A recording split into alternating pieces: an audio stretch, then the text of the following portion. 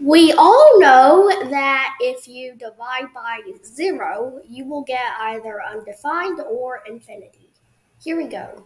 5 divided by zero. Infinity! Alright, so yeah, don't divide by zero. However, what happens if you try to divide by zero and let's say replit or really a programming language? Well, this is my Hello World Python program, and today we are going to try to divide by zero in code. Let's see what happens. Will we get infinity, or will we get an arrow, or will we get something weird? This is the first episode of Electric Experiments, and let's get started. I'm gonna try to divide by zero in Python. So here we go.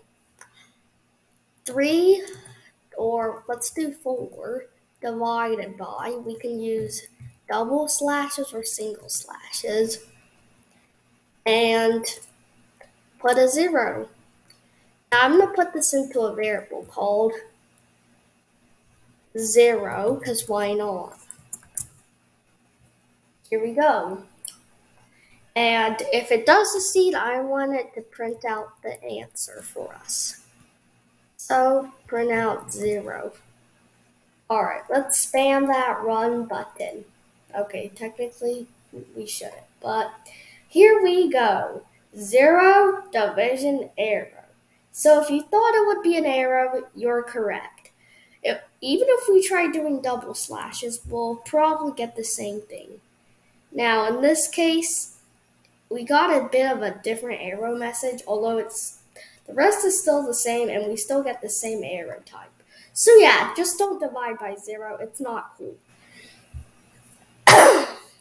And it doesn't really work. As a matter of fact, you shouldn't divide by 0 in mathematics in the first place, as it won't work. So yeah, rule of thumb is don't divide by 0, and yep.